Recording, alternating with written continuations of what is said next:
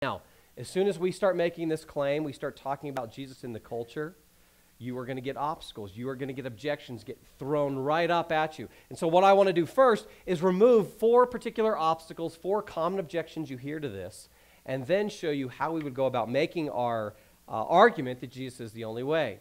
All right, so objection number 1, you say Jesus is the only way, Christianity is true. People are going to say, well, how can Christianity be the only true religion when there are so many other religions out there in the world? Right? I mean, come on, Brett, you've got 1.5 billion Muslims worldwide. You've got hundreds of millions of Hindus, hundreds of millions of Buddhists. And you Christians are going to say that you have the monopoly on religious truth? I mean, there's so many other world religions. How can you say that yours is the one true religion? Common objection. How would you respond to that? At first glance, wow, that's a challenge. What do we do with this? Well, let me help you think through the reasoning behind this challenge to show you that the reasoning behind the challenge is actually faulty reasoning.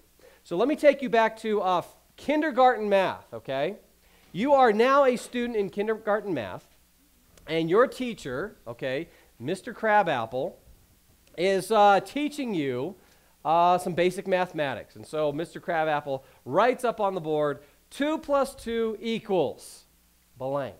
And then he turns to you, kindergartners, and says, okay, class, what do you think the answer to 2 plus 2 is, right? And so little Bobby in the front row raises his hand and says, oh, Mr. Crabapple, I know the answer.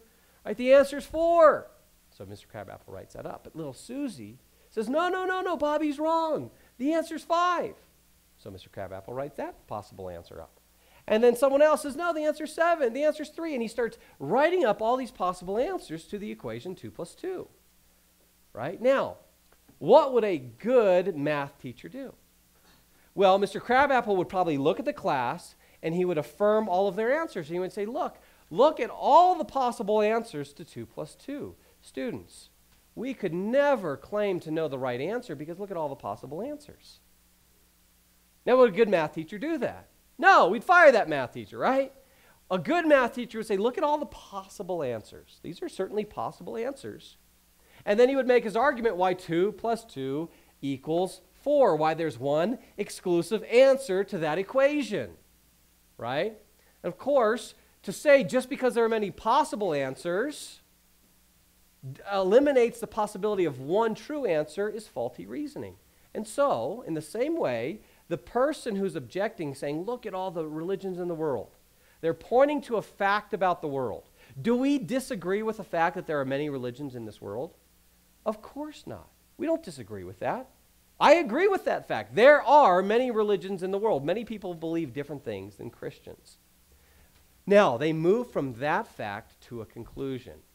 Therefore, there can't be one true religion. Does that follow? Because there are many religions, because people hold all kinds of different beliefs, does it follow that there can't be one true religion? No, that doesn't follow. That is a logical fallacy we call a non sequitur.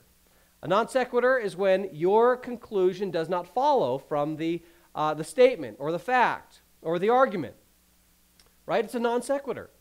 Just like the math teacher who would never appeal to the many possible answers to eliminate the possibility of a right answer, in the same way, we wouldn't say that just because there are many religions doesn't mean that there can't be one true religion. Now, which religion is the true religion is a second question. At this point, we just want to overturn that objection and say, no, it's possible that one of these religions is true. It's possible that maybe they're all false, but at this point, we want to say, look, just because there are many possible answers doesn't mean there can't be one true religion.